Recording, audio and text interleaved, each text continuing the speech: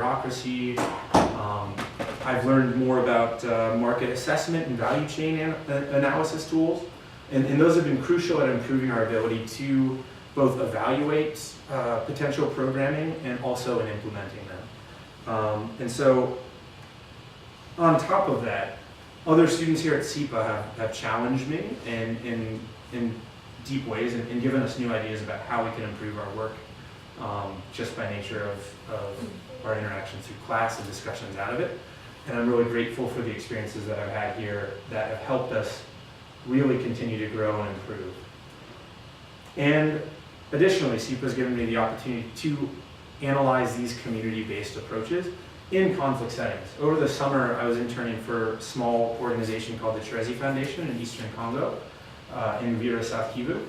And through seeing what they were doing on a community level and using very, very similar approaches to us to promote livelihoods development in context settings as a way of peace building and as a way of development was not just inspiring, but also shaped the way that we do our work at the Rest and our vision for what we can accomplish by promoting these types of approaches. Additionally, there's been a number of opportunities outside of school or outside of the courses to think about these ideas through the working groups and internship possibilities, and I'm really grateful for all of those, as it's helped us realize that while we are a small organization, we have a model that is unique and has a very important value add. And I'm slowly learning how we can apply this approach to new settings and new environments. Thanks in large to both professors and students I've met here at SIPA.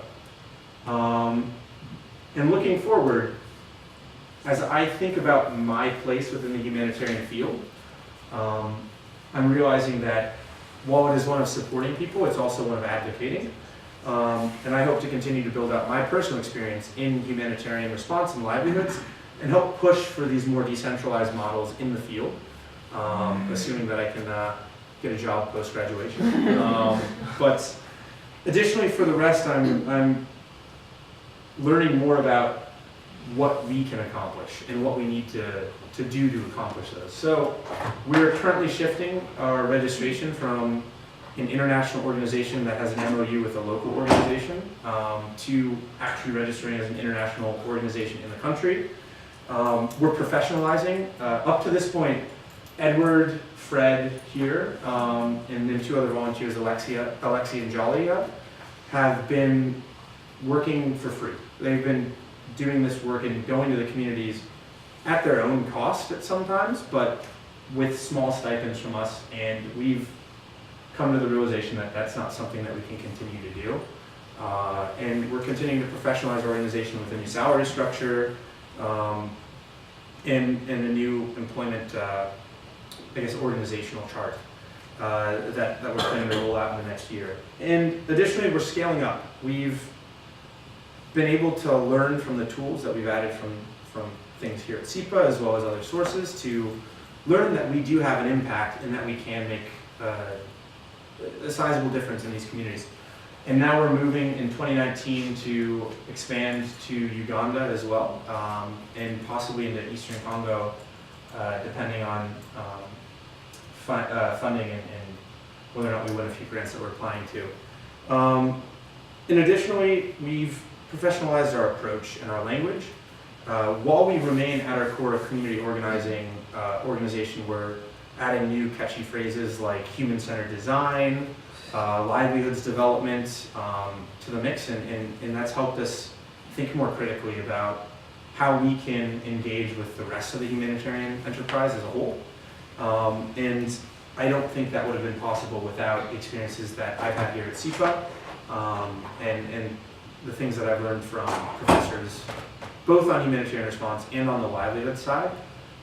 And so I'm grateful for that experience. But all in all, I am grateful as well for the opportunity to talk to you all today. I want to give a special thanks to Dean Byrne for setting everything up. And I also want to just say that if any of you are interested in this type of work on livelihoods development, humanitarian response, or have a passion in engaging in these issues or community-based approaches, I encourage you to come talk to me. I'd love to speak about your experiences so that we can continue to learn and improve our approach. And thank you all for sitting through this arduous presentation. Yeah, if anyone has any questions, please let me know.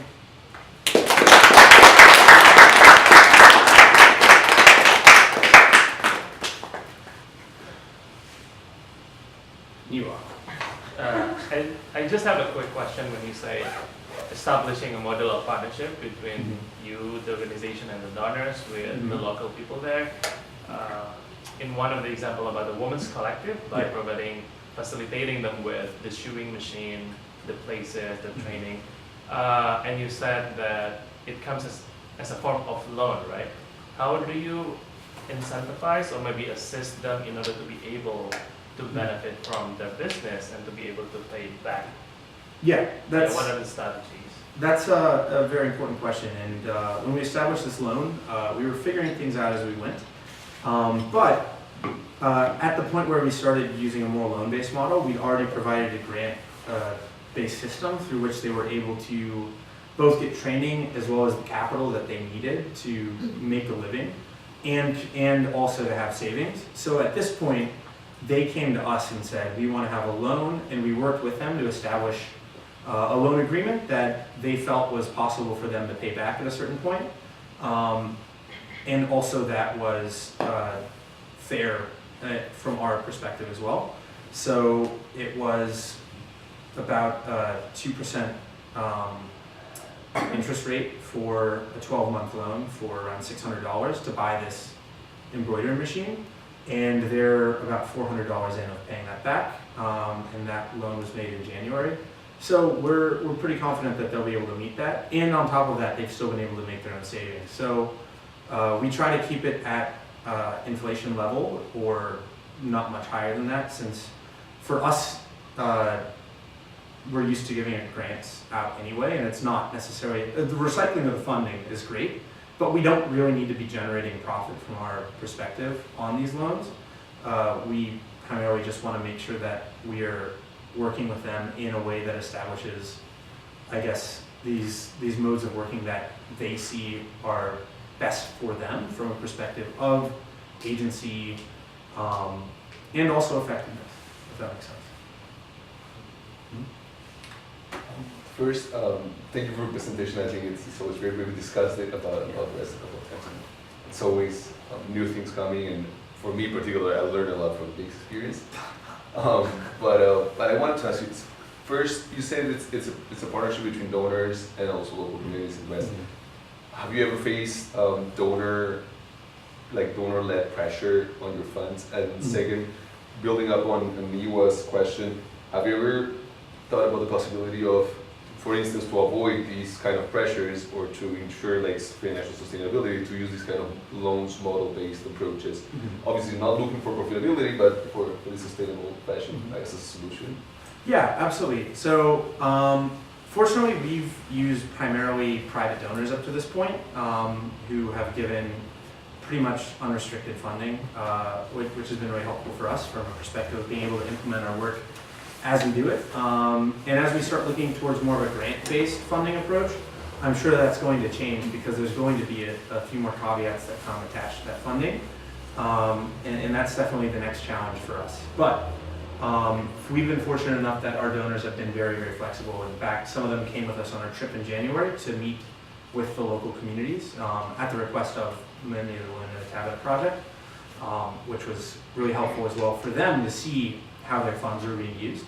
And additionally, I think we are trying to look forward towards more of a loan-based model in the future, not necessarily because of the utility of these recycled funding, but mainly because it's been asked for by the people that we're working with, because they don't want to be seen as just recipients, But it is also very helpful as well when we look forward to recycling these funds for future projects, since we are operating in a limited funding environment. But yeah, we're hoping to find new ways of continuing this loan-based approach moving forward. What's the leadership structure for the cooperative and for the pair of cousins? So I when I work for China's anti-poverty drive, we have this government program to try to get college-educated students back to their village to work on these cooperatives and other things. So, like, is there any incentive programs in there that attracted them back, or they just voluntarily stay? Yeah, so that's an interesting question. So the leadership of the women in the cooperative is elected, and they have a rotating leadership board. The teacher, Jocelyn, was initially the first leader, which is why she ended up on at the cluster meetings, and I think they rotated around 3 to 6 months typically. But it's an elected by their own community, and they have different roles within as well. They've got a treasurer who manages the bank account and the VSLA, and then they've got a president as well, who works mostly with us on like a bit more of a monitoring and evaluation side. And then as far as incentive-based programs to get people to engage with this, we actually just conducted a evaluation of our programming over the past 2 years. We're hopeful that we'll have the results by the end of the month. But that was done largely with partnership from Burundian refugees who were studying in Kigali. So we managed to, through our community organizing in the city, build a network with students who wanted to continue to engage in this and engage with communities from their home country. And so they were